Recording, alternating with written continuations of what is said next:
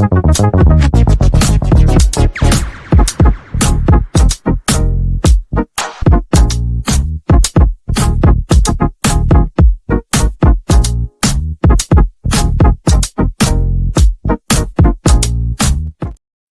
everybody, Rush the West Ham Network. Hope you're all safe and well. I need that in big letters, like safe and well, just to prove we are the West Ham Safety Network. I haven't seen any of those cartoons for a while, actually. Now, we're going to talk about something a bit different today. English football, as we know it, is going to be changing forever, very, very shortly. You all know about, well, you might not know, but obviously we've got a brand new independent football regulator. He's stepping in and looking at the way clubs are run, owned, and even sold. And that will never be the same again. You won't in a situation like we've had previously. For West Ham, this could have huge consequences, really, for the club's future and its current ownership as well, potentially. So that is exactly what we're going to be talking about today, and why the Hammers should care. And we're going to be breaking it down, the whole idea of the regulators to keep clubs safe and stable, making sure there isn't another sort of Burnley incident again. They will oversee finances, owners, and protect things like the club name, the badges, the stadiums, for any sort of reckless changes, I think actually says in the actual thing. So part of that is the ownership test, and myself and Adam from 𝗪𝗪𝗡𝗘𝗥𝗥𝗦 are going to bring him in. We're going to go through it and have a look at how our current ownership would stack up against the sort of independent football regulators leadership test. So ownership test. Let's bring in Ad. How you doing, mate? You all right? Yeah, Rusty, how you getting on? All good? Yeah, all good, mate. All good in the hoods. Cracking win for the under-21s today. Really good win. Yeah, very good win. Preston Fearon, he got a couple of goals, and yeah, great to see. Nice, Fabianski was playing. Freddie Potts was playing. George Earthy was playing. Callum Marshall was playing. Yeah, not bad. Not too shabby Alonso at all, really. I'm looking forward to Friday now when the under-21s take on Birmingham City under-21s at Rush Green. So, let's talk independent football regulator. Let's talk about it. It's IFR. Coming in very. It's we'll call it the IFR just because otherwise we're going to get. We love an acronym. It's coming in this autumn, isn't it? Basically. Yeah. As soon as August ticks over, when summer is finished, autumn begins. And the IFR comes into full effect after its royal assent was given in July earlier this year. So, and it doesn't just affect the Premier League; it affects all top 5 leagues within the national pyramid. So, it's going to it's there to protect clubs such as Sheffield Wednesday, Oldham. There's loads, Leyton Orient, a load of clubs that have suffered through poor ownership in the past and can still continuing to suffer today. So it's there for the greater good. So we need to be keeping a watchful eye on this, because as much as it affects those in the lower ends of the National League and League Two, it would also affect the Premier League as well.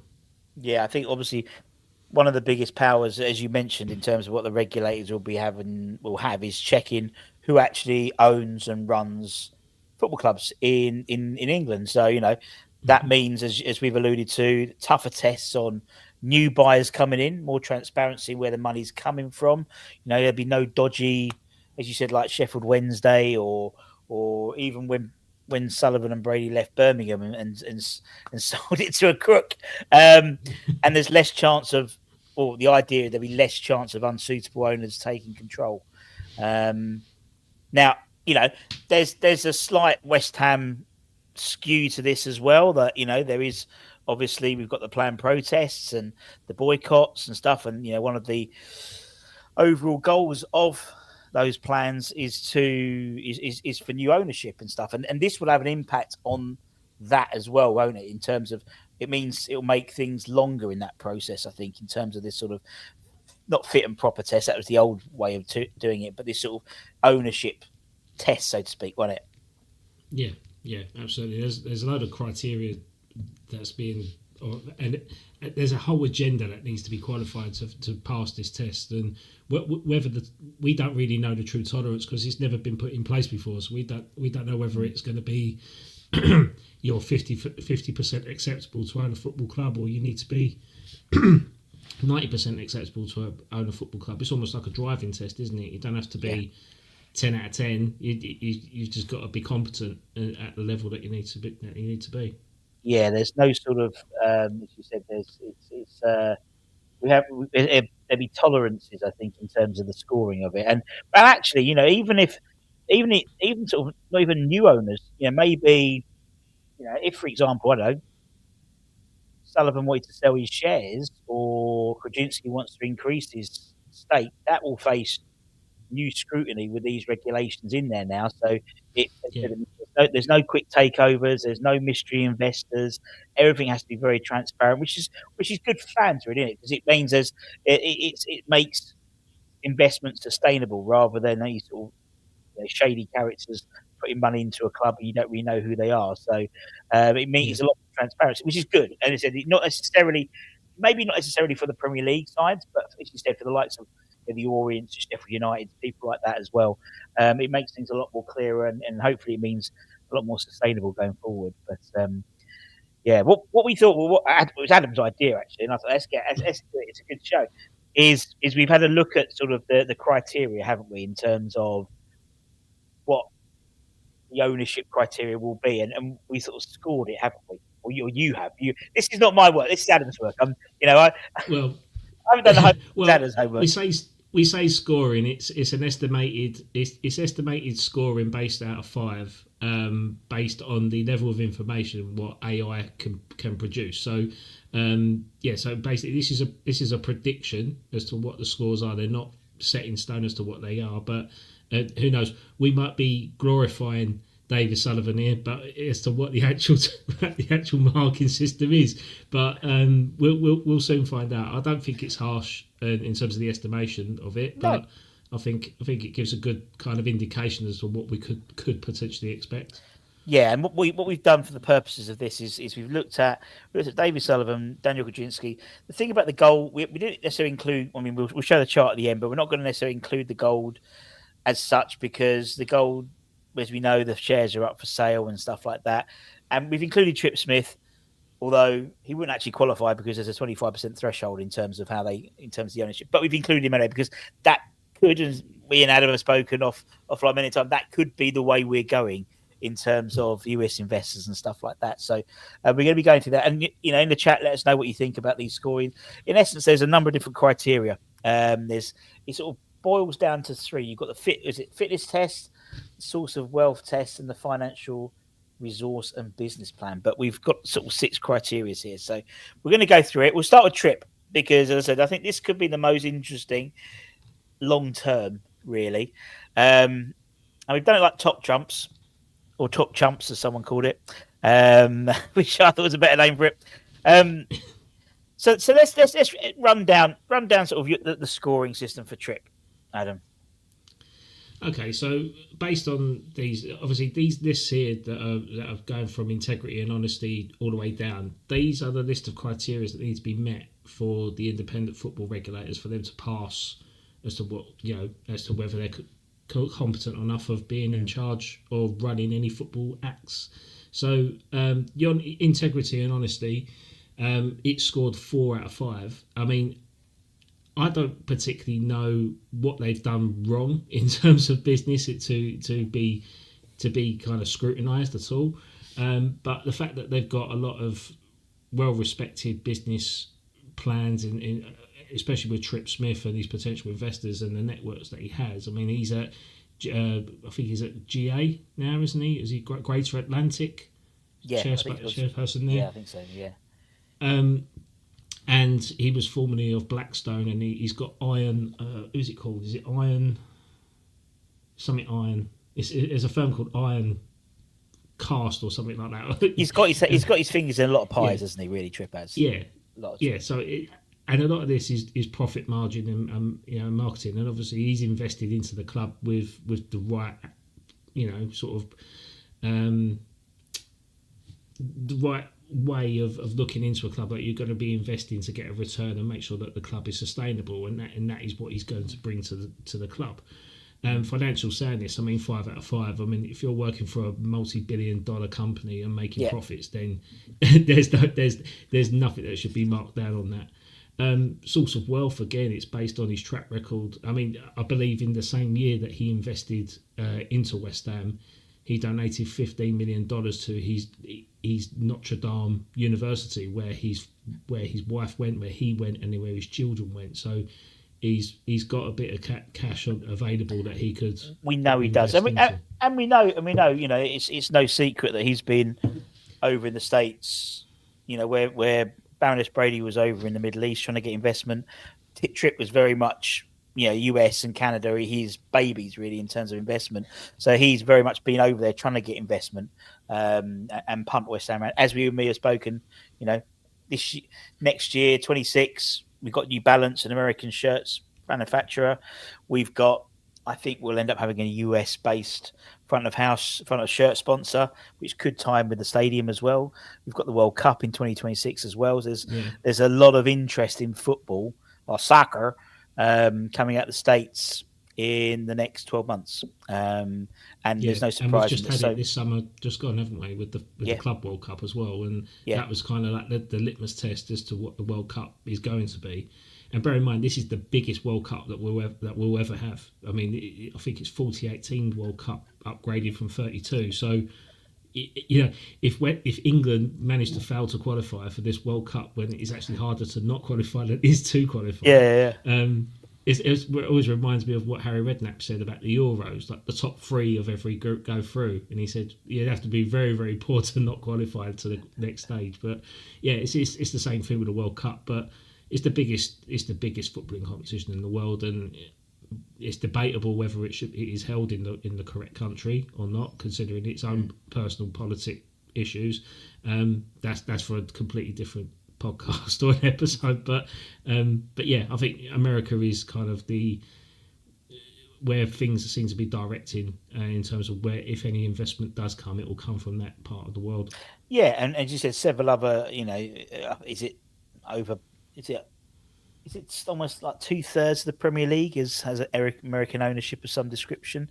It's an area which I wouldn't be surprised seeing a lot more investment coming over from the States over to West Ham potentially, with the likes of Tripp Smith heading that up, in all honesty. And if they get 14 clubs that are unable to vote, that's the majority vote in any decision making. So if you get 14 American based owners that are calling the shots for the biggest league in Europe, then you can see some significant changes. You'll probably see a 39th fixture. You could probably see a limitation on relegation and promotion, and because they want to modernise it and they want to basically put it up to the American standards, like the NFL, the NHL, NBA, there's no relegation, there's no promotion. It's just, you know, but there could be some good things that they could bring in, that instead of I'm just going off the top of my head here, that maybe they could introduce a draft system. So I always thought, £200 million each, they put that in a pot, buy the best players in the world, and you could end up with someone like Mbappe playing for Burnley for one season, but then eventually he will go to a bigger club for a transfer. But then it kind of helps the merry-go-round, doesn't it? So whoever comes bottom of the league will get the benefits of getting the best player in the world at that time. Yeah, possibly. Yeah, I mean, as I said, I think there's stuff that we've implemented out from over there. Things like the water breaks and stuff like that is always something which is very much a US-based thing. And obviously they implemented it when it was really, really hot weather. And I think even things like, like now with the goalkeepers holding onto the ball for 8 seconds, that gives me like a bit like a shot clock type thing. You know what I mean? Like the next thing they got to do is sort out fucking throw-ons.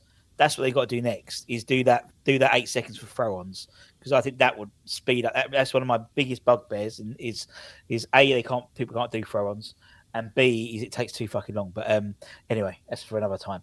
But yeah, you're right. I mean, you know, if Tripp was put up for to the regulators, he scores very well. scores very well, doesn't he? Really, as you said, there's there's not really any disqualifying conditions. He has to be transparent because, as you said, he's been in charge of hedge funds and stuff like that. That's all New York Stock Exchange regulated and stuff. So you have to be that way in that respect. Maybe not with the financial clout individually as someone like Kretinsky or David Sullivan, really, but still he knows a lot of powerful, rich people. Yeah, that's it. I think LinkedIn. I bet his LinkedIn account is fantastic.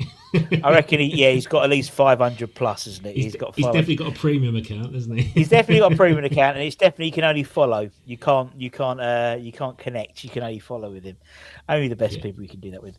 Right, let's talk about Daniel Kretinsky then. We'll do it in reverse order. So obviously Daniel would qualify, having owns 27% of West Ham, so he would qualify for having to, if he was a new owner, to having to come in and have this sort of fit and proper. Whether they have to quit something new, because obviously the fit and proper test was the old one. I mean, he's probably an ideal owner for anyone, really, in terms of the scores there. That's like he is the perfect person that should be taken over a club under IFR compliance, isn't he? I mean, like, he's got fives everywhere. It's like Bill Bailey at Strictly Come Dancing. Like, he's going to get full marks, isn't he? And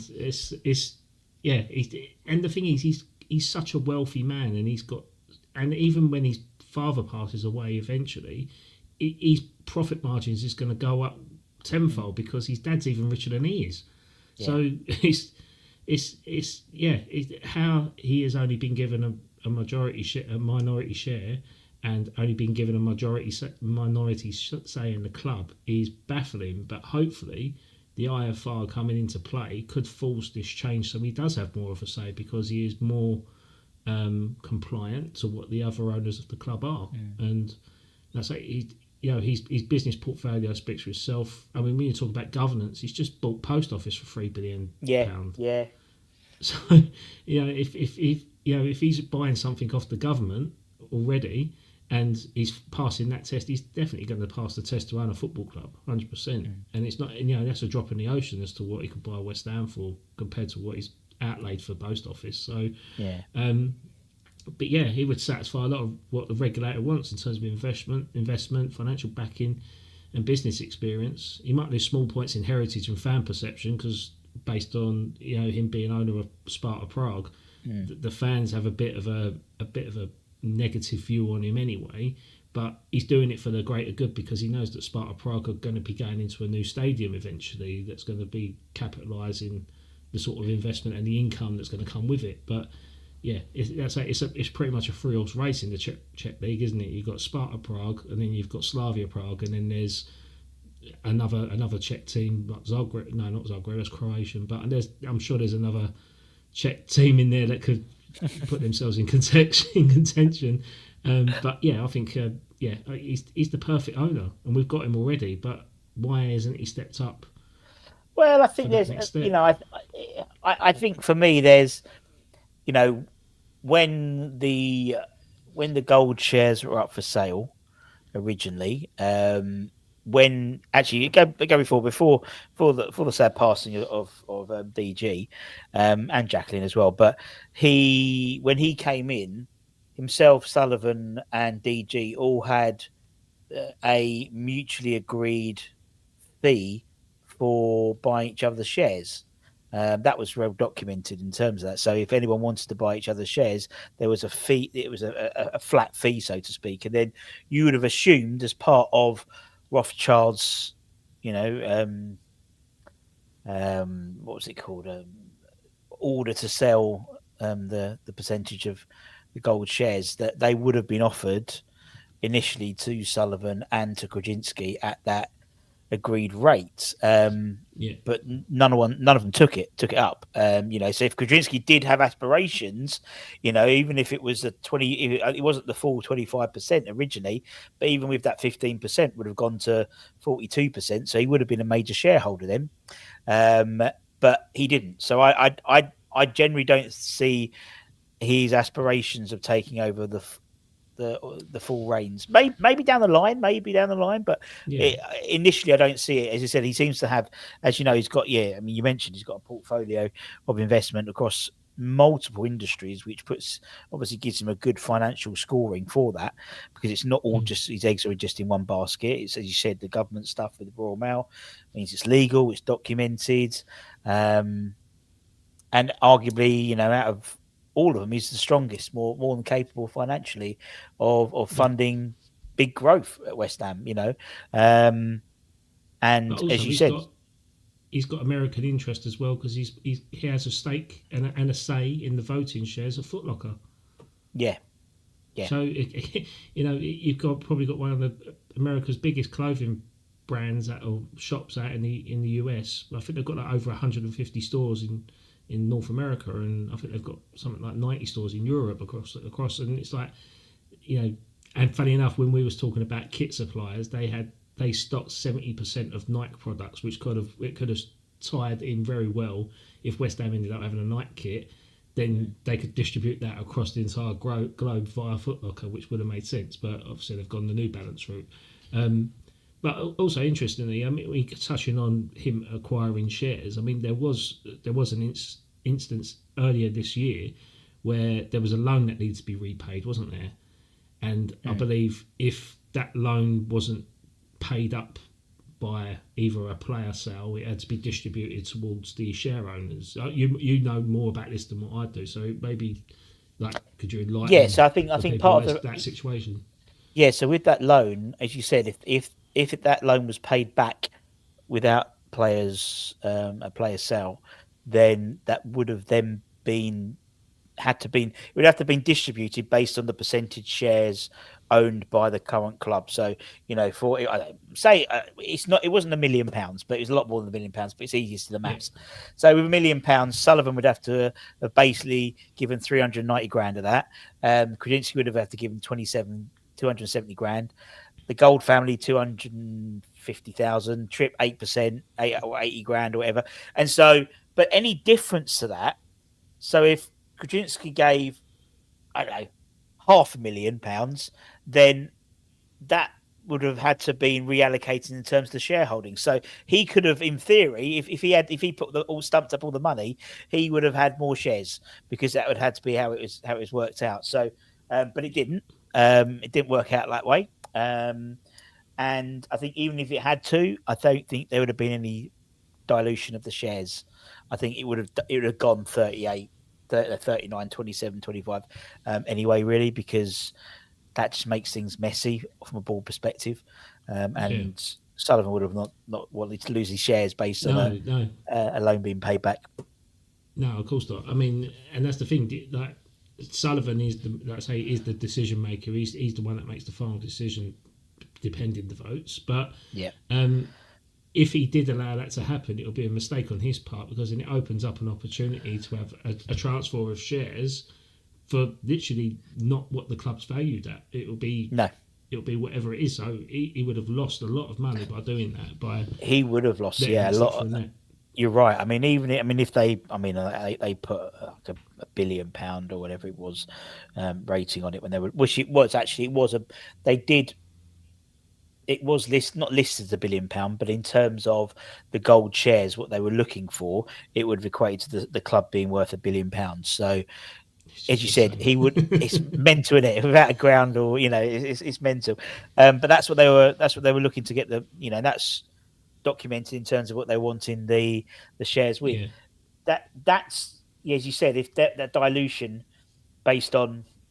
It's a lot of money, but pocket change really there for like 40 million loan, I think it was, or something like that. He would have lost a lot of money if that had happened. But he didn't. And also, bearing in mind, Kretinsky bought. Well, he invested in 2021, didn't he? And the club valuation at the time, based on his percentage shares of what he outlaid, was £666 million, wasn't it? Like the devil's number of all numbers. But that's how much the club was valued in 2021. So the club valuation 4 years later, it would be interesting, especially with the TV rights and the loan that Sullivan has taken out against all the assets this summer that's just gone. but that always happens every year. That's every year. I mean, that's to me not a major story. A lot of other clubs do it. They loan based on future television rights, based on if they're in the Premier League, then they're going to get a minimum of X amount of money, but they don't get it really until the end of the season. So the idea is they take out that secured loan and a reasonable percentage in terms of interest. Yeah, it is basically an advance. It's like getting you paid early, and actually, to be fair, I think it's actually, if I'm right, I believe that the guys they usually go with are part owned by 𝗪𝗏𝗧𝗪, who anyone from the mid-90s would remember 𝗪𝗏𝗧𝗪, who made a failed attempt to buy West Ham from Terry Brown. That was just around the time that we'd signed. We as a response of that, we then signed Kitson and Hartson. They kept us up, but he's always been. I'm 99% sure. Sean told me that, or someone like that. And again, you need Nigel Khan to confirm that. We need Nigel Khan. I'm sure he'll know. I'm 99% sure that was the case. But it's something that they regularly do. But as you said, it's something which, the trouble is, it's one of those things where we see things sometimes in a bubble a little bit, and we think, what's that? But actually, a lot of other clubs do the same. Not all the clubs, but a lot of clubs will take the loan out based on their previous or the TV rights, the minimum they're going to get. Obviously, if they have a good season, and as you said, in terms of the not the ownership, but in terms of the how much the club is worth, as you said, it's the best part of 4 years since 3-4 years since that valuation happened. On top of that, we then had 3 years of European football. We had the sale of Declan Rice. We won a trophy. So it would naturally it would increase, but maybe not to, what was it, 60% increase on that number. But as I said, that's what the gold shares are valued at, that number. So, a club is only valued at what the owners will sell for. Yeah, exactly. So that's the issue. Let's look at Mr. Sullivan. Obviously, 39% shareholder. As you said, we sort of alluded to the fact that he probably hasn't got as good a score than Daniel Kretinsky. In all honesty, has he? No. I think this score is borderline pass, very borderline. There's a lot of stuff here where there could be a lot of raised questions here. And in terms of competence and governance, he's got a 5 out of 5 rating on that, which people are going to kick up a stink in this video. I can just see it. But this is based on him being in charge of owning West Ham for 15 years. Yeah. So he's got competence of running a club for 15 years constantly. Whether he's right in doing it is questionable. But also, he's also done it with Birmingham. So he's been a long-term owner of Birmingham City as well. So he's done it across 2 clubs consistently questionable, but he's done it. He's got the track record. He's owned them, isn't he? Yeah, he's basically owned them. So because of that. So that's where he could probably just about pass because of the history. But in terms of like the source of wealth that he's got based off his newspapers, his adult industry and the films and stuff, but also a lot of it is down to property investment. So one of his biggest returns ever was there was a building in what's the highest, Oxford Street. He owned a building in Oxford Street, and I think he bought it for something silly like £1 million back in the 80s, and that he sold that for like over 100 million or something, and that made him be a billionaire. That sale. So like I say, in terms of source of wealth, I mean it depends on what the market is at the time, because properties can crash, as we've seen twice in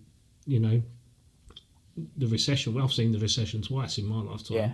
So I've seen my house drop twice. So it's not great, but it happens. But it is a slow climb back up to what the true valuation of things are. So the wealth is always going to be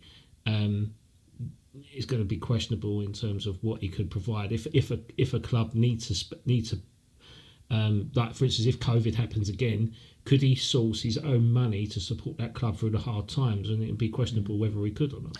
I think that's the thing. That's in terms of the source. I think you're right. I think for me, it he's there is a level of stability that on paper that he's achieved. He said 15 years, but there would be questions raised, I think, in terms of the future investment. As you said, if we Yeah. got into a situation, as I said, he would likely pass, but there would be some caveats. And I think, particularly when a lot of your money is in property, which is an extremely volatile marketplace, whereas Yeah. energy, which is what Kretinsky, media, he's got so many. His portfolio is so diverse that if one fucks up, the other one's going to, whereas Sullivan, it's very much, as you said, newspaper was a lot. He got a lot of money. Newspapers, that's a dying industry now, and property is a really volatile industry, so that can go up and down, very, very, very, very quickly based on, as you said, in terms of interest rates and stuff like that. So I think that would be where the question mark comes in. He said he would pass. I think he would pass, but there would be question marks. I think it's the best way to suggest it. And some caveats really, and maybe some of the transparency, because I think where property can be a little bit shady, really, as you said, deals being made, that type of thing. Whereas a lot of Kretinsky's stuff is government owned or industry body owned and stuff like that, where there has to be regulation and transparency. Not so much so with property, in my opinion. But that's it's just my views on that. I mean, you just go on like Kretinsky's business portfolio. I think it's called EK Holdings or something, I believe. Yeah. And it is such a fascinating read. Like just going through the PDFs and looking at all these different businesses that he's linked with. He's got like a power station in Ireland. He's got like a wind source in Ukraine. Debate. I was just saying Ukraine at the minute, but like, there's loads of like different areas of the country where he's got like investments, and it's like if one market fails in one country, he can just strip that out and then reinvest it in a market that seems to be doing well. So he's got a good floating mechanism in his businesses. And obviously gas. I mean, the gas element of his business is probably one of his biggest. Yeah. And with it being in Czech Republic, and there was obviously with the invasion of Russia to Ukraine, a lot of that took a little bit of a hit in his end because it was the gas supply that he provides to Germany was affected by because it come from Russia in a way. So not saying that he's falling into Abramovich territory. He's not, but he's saying that part of his business supply is coming from that part of the world. So again, it's the volatility of where that business and investment comes from. But yeah, I think and also he owns supermarkets in France, doesn't he, Kretinsky? And Sainsbury's. Sainsbury's. Yeah, he's got a stake in there. Yeah, he's just got such a vast portfolio. Whereas you look at David Sullivan, it's like Debbie does Dallas too, the craze. It's a different, and I think that's one of the reasons why he was. I think it was fair to say him and DG were very much old school money men type things. It was all like a little bit old fashioned, but it was the more traditional types of investment property, things like that. Whereas for me, it's like, as you said, Kretinsky, he's, as I said, when COVID hit, the first thing he did was put a stake in Sainsbury's and Royal Mail. That's the first thing, he bought, and things like that, sort of that reactive type investment. And as you said, his holding company is huge, absolutely enormous. And his wife's really rich as well, isn't she, as well? I think he's got a very, very rich wife. He's actually richer than him as well. Dennis made a good point. And actually, this is quite an interesting point. And obviously, we've looked at how, if they were being looked at now. Dennis made a good point. So agreed, so the regulator wouldn't do too much to have stopped them taking over, but would have meant fans would have had to have a say in the stadium move and club badge change, which is true based on the new criteria. So, if this independent regulators, this IFR, had come into play before the move, there would have been more transparency potentially and more, what's the word? Can't think of the word. It's going to annoy me now. And more, not criticism, but more sort of looking Scrutiny. through things. Yeah, more of a fine tooth comb in terms of, the move and the badge change and sort of these major changes that affect fans really. So, The heritage side and the branding and the commercial elements of a footballing club is so important. It's more important than where they're playing football, because it's the identity that they carry across through on the pitch and off it. Like say in terms of the badge change was inspired by the HMS Warrior because of the shape of the shield and the hammers with the Thames Ironworks. That's all nice, but to put the word London on it, when you think years and years ago, if people want to go down the route of history again, contact Nigel Carr, because he will know everything. Like even this shirt I've got here, this shirt is the 2020 shirt, 125-year anniversary. That represents the Thames Ironworks formation, not the formation of West Ham United. So this shirt is incorrect. 225 years is this year, and we've got no heritage acknowledgement towards that. So that's a cross against Sullivan because he's not done his homework in recognising the club's history correctly. So that's again, it's little things like that. The IFR could look at that and go, "Hang on, your kit's wrong. Hang on, where's your trophy cabinet?" Yeah, hang on, like it's things like that. There's a lot of points to say you're not respecting the club's heritage. It's an interesting one, isn't it? Because I think it's going to be. I mean, obviously, when it doesn't come into effect until as you said, until autumn. But I think it's going to be fascinating to see the first people who get done. Yeah. Because I think what they'll end up doing is cutting their teeth on some of the lower league teams before they start flexing their muscles of the Premier League. So they'll have like a bank of successes before they start going. Don't they? Yeah, exactly. So I think, and it's going to be really interesting to see because there's, I mean, as you and me alluded to, maybe that could have been one of the reasons why Levy left. Yeah. Possibly. I'm fully on that. I'll go there and I'll commit it. I think he left. I think he walked rather than being pushed, to protect his legacy as such. I mean, when he invested into Spurs, he spent £80 million at the time, and they're now worth what, £2.5 billion? Yeah.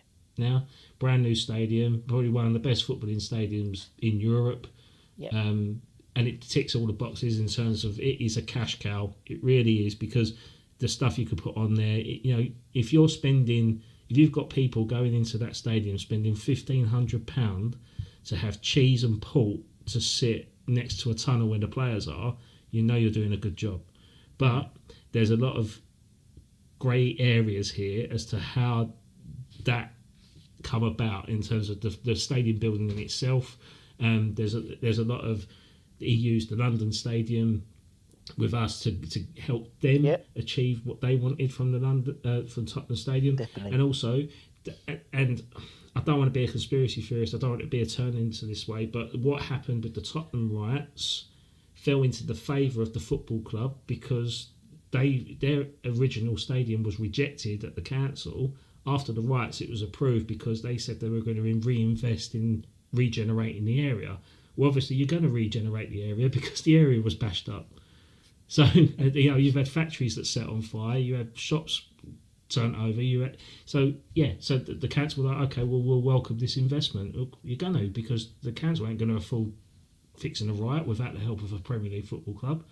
So there's things like that, and I think there's a lot of, if you look at the criteria, where would Levy fit into this IFR readiness? And I think he probably wouldn't pass it. He probably would be worse than Sullivan. It would be interesting to see how someone would score him in that. But and also when you look at like integrity and honesty, didn't Joe Lewis of ENIC get done for whistleblowing, and then he had to step down and pass it over to his children in a trust. So it's things like that. There's a lot of grey areas in that. So I think there could be some elements. And also, you had Brighton's technical director step down recently as well. So, and then we've heard recently of Karen Brady stepping down, but we don't know that for sure. I think again we're still waiting on the minutes, which are due to come out this week. I think that will be interesting reading when that comes through. I wouldn't be surprised if that comes out towards the end of the week, based on what's coming on Saturday and stuff. And but yeah, that'll be. I watched the video with Stell and Paul Colefall. Colburn, Bubbles. At Colburn, sorry. And he basically said Andy Payne wrote a statement in that meeting which had to be logged in the minutes. So now they're saying, well, when the minutes get released, if that's extracted, they're just going to release the statement anyway, and they threatened the club to do that. So I think isn't it under ISF rules, they have to do the full statement. They have to publish the full minutes after they've been agreed by both parties or something like that. So they can't do that. They by ISF rules they can't do that. So but he's put that fail safe in place, hasn't he, in case. But it's going to be interesting what happens really when they come out, because as I said, no one's been able to talk about it really. Really, Paul probably shouldn't even talk about it on the video, to be all honesty, because until it's been published. But hey ho, he's done it now. I don't think he went into detail. I think he was just saying this is what's happened. But we're waiting for the official announcement before blabbing, I suppose. But which you have to do. It's a bit of courtesy, isn't it? You've got to give them the opportunity to release it's the rules. Yeah. It's not courtesy. It's the rules. That's what's in place. So both parties have got a fair representation of what was said at the meeting, and they've got the opportunity to go through the minutes and it's a true reflection of what was said on the meeting. So it's going to be interesting to see when that comes out. I wouldn't be surprised if it's in. I reckon probably Thursday, maybe Friday. I reckon. Well, actually, probably not Friday, because that'll be the Potter press conference, I think, Friday. So maybe Thursday. That'd be good timing, wouldn't it? Yeah, that's what I mean. It'd be typical timing, wouldn't it? It'd probably drop. Well, they'll do it afterwards. Yeah. So no one can have any questions about it. Do it during the embargo. Yeah, exactly. Yeah, during the actual embargo session. As I said, we didn't really look at the goal. I mean, we have included here. Just we kept Baroness Brady and Vanessa Gold but I mean, it sort of paints a picture. As you said, I think for me, as we sort of alluded to, if we're looking at the three we've spoken about, I think all would pass. Maybe Sullivan with caveats. I think that's the way to say it. I mean, definitely borderline with Sullivan, definitely. But it has to be taken into its own account as to, he's the one that's going to be questioned the most out of the others. I think there's going to be a very, very hard case against Sullivan, but I think he will come through it, which is not what West Ham fans want to hear. No, but I think the whole idea is to sort of look at it objectively, and this is not this is the scores we put on are not speculative. They're not, but they're sort of we use AI and stuff like that to try and give us a fair perspective of what's happening, and it could all change tomorrow. It could all change tomorrow, if people move and shares come here and shares go there, and you never know. There might even be a few little deals to be done before the IFR comes into play. You know what I mean? Not saying maybe not a West Ham, but you never know. But maybe other clubs, they move before they then scrutinise those deals. So you might see something, towards the end of this month, early October, before they come into play. That's what most people would do, wouldn't it? If it rather than, because as soon as they come in, it's going to really lengthen the process of takeovers and things, because they're going to have to go through all these sort of these tests and stuff. But interesting. It's a bit different. A bit different, Adam, isn't it? A bit different. A bit different. It's nice. It's nice to be an intellectual fan for a change, rather than just ranting about how shit the team are. Yeah, no, exactly. Yeah, so yeah, something a bit different. Yeah, as I said, Yeah. we know that there's the media ban at the moment of the ITKs and stuff, so it's a bit quiet in terms of news because Mr. Sullivan's not talking to anyone. But No. that's why I thought it was just something a bit different. And then you mentioned it to me today, and I thought let's do something. Yeah, as I said, it's a different show. When's the next live for 𝗪𝗓𝗪 pod? So we are having a week off this week because the boys are in Bremen. The boys are in Bremen. Okay. So so we're going. We've been wanting to do this for quite some time. We wanted to have a dad's weekend away, and we've got it. And obviously, two of the guys work in schools and do coaching for. Sorry, my camera keeps going in and out. Don't worry.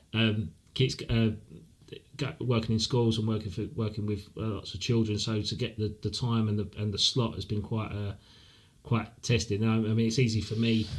I could just book an annual leave and I'm done, but the guys have to do it during term time and whatnot. But yeah, it's good. We're going out there, and interestingly, Werder Bremen is another club that had a stadium converted with a running track, and I'm going to go there and have a look. And being the stadium nerd that I am, I'm actually going to go and do it legitimately rather than try and break an entry that I usually do. like the guy who went to Spurs at the weekend. That's pretty much what I do when I go away. So yeah, interesting story about me going to Bratislava. I went to, it was my cousin's wedding. I went out there, had a couple of hours to kill, so I thought I'd go and have a look at the Bratislava stadium.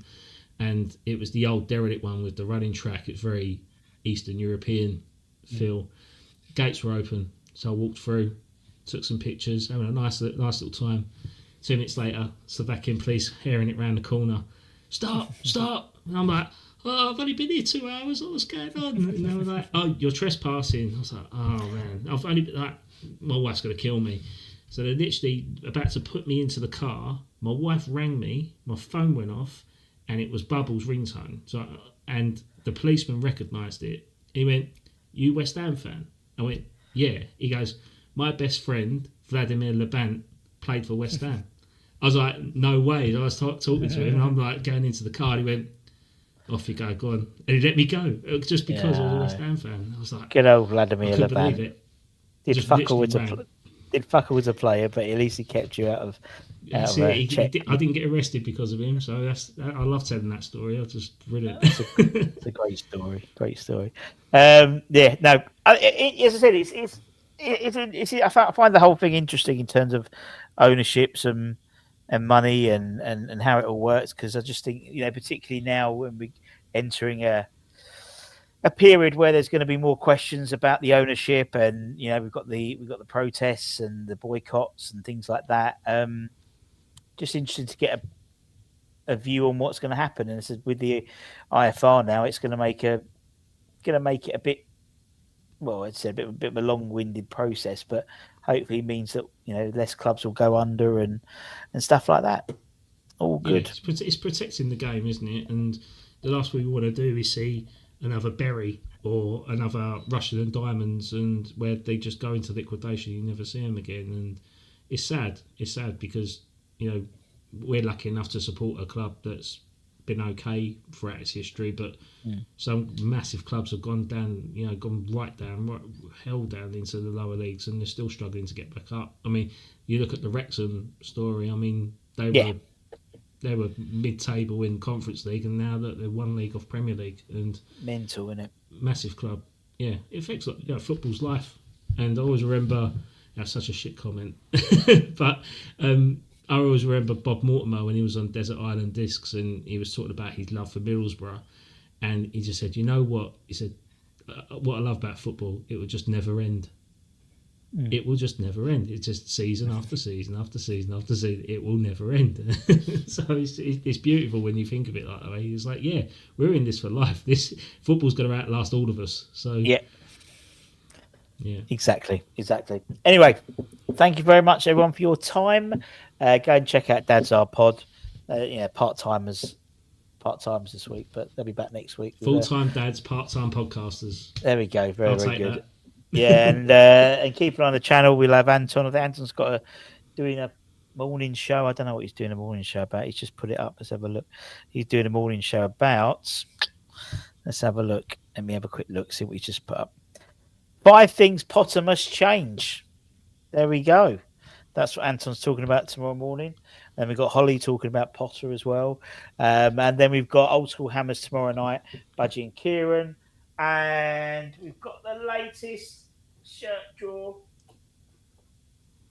It's here. This is the next one. We just raffled off a Trevor Brooking, Billy Bonds, Mark Noble shirt, which was won by a guy called John. And now we've got this shirt, lovely shirt. But at the back, it says winners 23. And it's signed by the man himself, Jared Bowen. Bowen's on fire.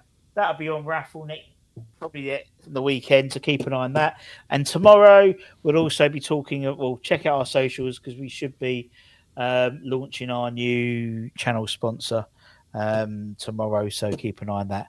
And until next time, my friends, take care, everyone. Stay safe, stay warm, stay humble. Have a good week. Be good and be lucky. And see you later, potatoes. From me and Adam. Much love. Bye.